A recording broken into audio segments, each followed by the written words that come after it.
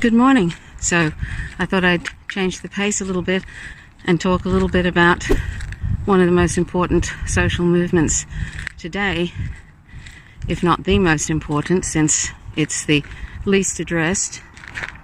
And what is that? Veganism. So I was going on my walk today, so I thought I'd talk a little bit about that. So why do I talk about veganism? Because it takes a certain number of people in society, even that if that's a small group compared to the population of the planet, to try and push that message that we do not have the right to torture and kill 1 trillion plus land and aquatic animals for trivial reasons. And they are trivial because we don't need animal products at all to survive. I've been vegan now for, it'll be coming on 15 years next year. And I've never really had any issues once I realized that dairy, eggs, flesh and leather and all those different products are products of violence, fish and all of that, terrible violence. And that there is no quote-unquote humane way to use animals. And of course, once you realize they're sentient, there is no acceptable, acceptable, justifiable reason to use them. There's no humane way to use animals, and even if there were, it would still be wrong. That's the bottom line, really. So any excuse, and I've heard them all. I think I've heard them all in 15 years of doing vegan education.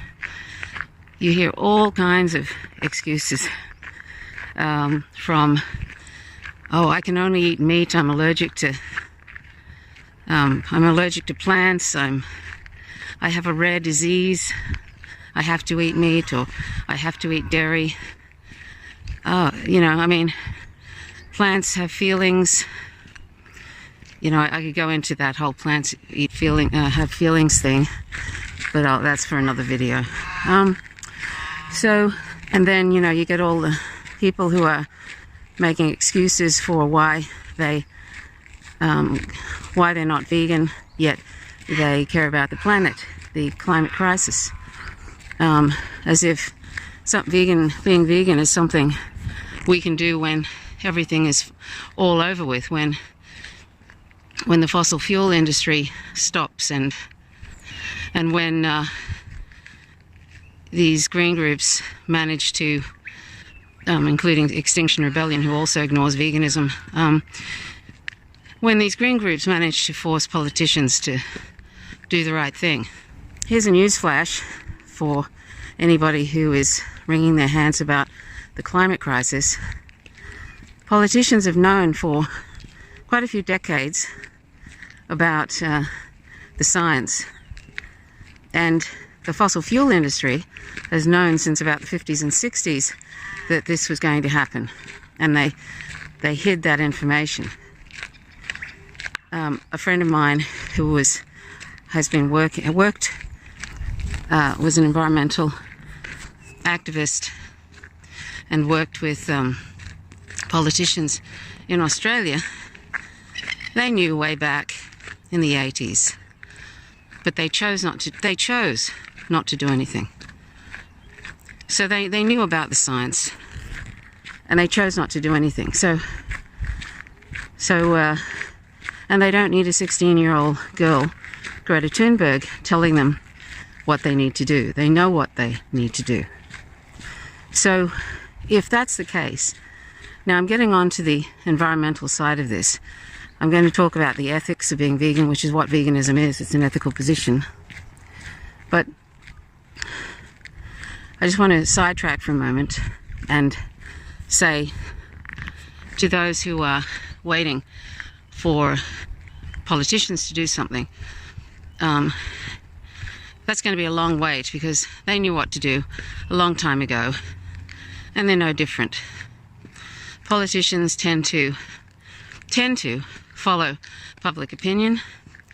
But even now, they're not even doing that. They are bowing down to corporations and to to rich people, to oligarchs. So if you want to do something for the environment that's significant, and I'm going to show you those two memes again that I regularly show.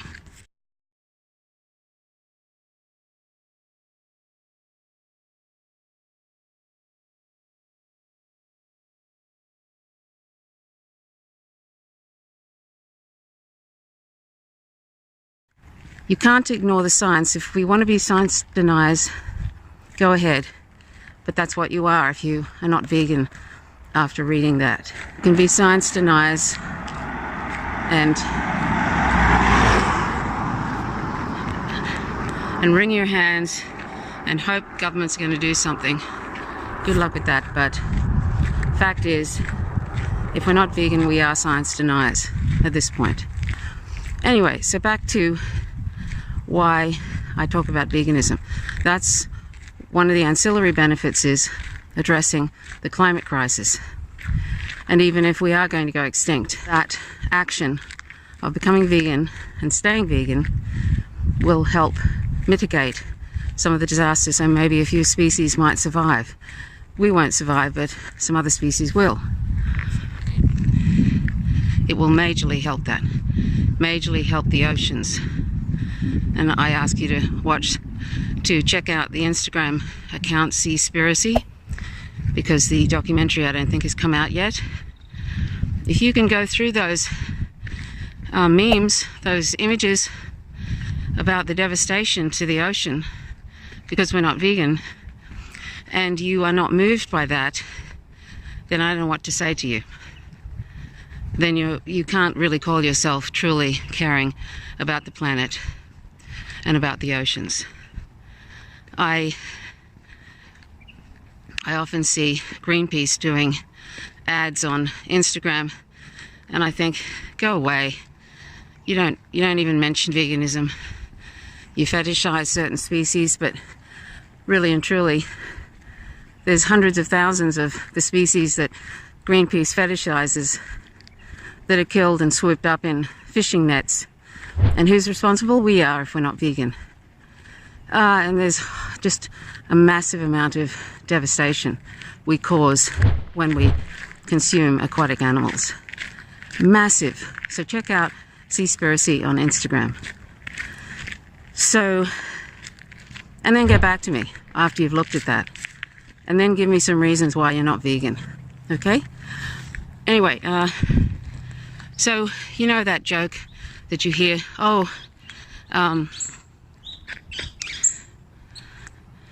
that joke that you hear about vegans. It's like, how do you know someone is vegan? Oh, don't worry, they'll tell you. Well,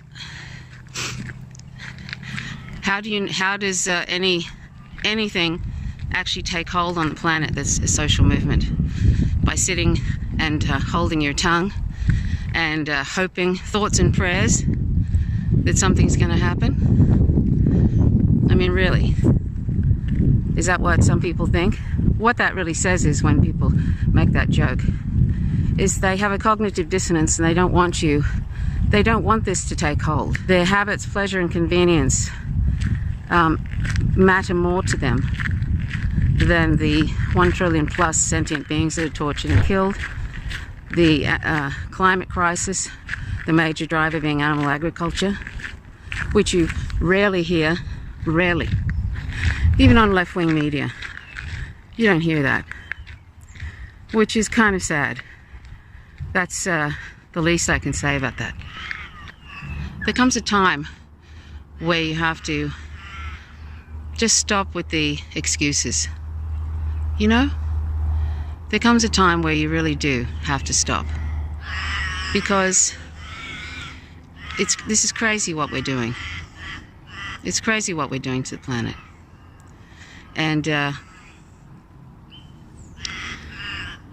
we have to really, really think about our actions and what they're causing. And I always mention this because I want us to think about this.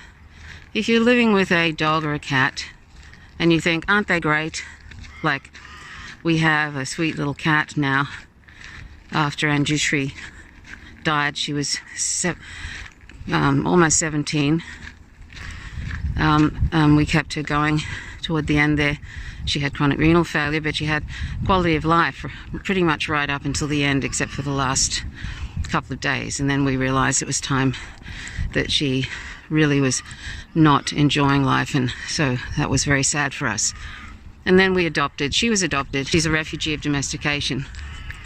And then we adopted Aoife, who you can see. I'll show you a little video. Aoife is adorable, and we broke our own rule, and we never usually adopt anybody who's younger than 2 years, because they always find adoption much easier, unfortunately, because people tend to go by, you know, oh, aren't they cute kind of thing, you know, running around, especially kittens. So we usually never break our own rule, but when we went to the shelter, which fortunately is a no-kill shelter, which is wonderful, but we went to the shelter, and that's the main shelter in Tasmania, really, for cats. We could not find anybody who wasn't with another sibling, and they both had to be adopted, and we didn't want to have that many cats. We already have a few, so we decided to take this little guy, because that's really the only option, really, was to take younger cats. So we took little Aoife, and he's like almost 7 months now old, and he's just adorable. What a beautiful little guy inside and out. Anyway, so you know what I mean if you live with a cat or a dog, how amazing they are. They're sentient, obviously. They have likes and dislikes. It's very obvious that they're sentient.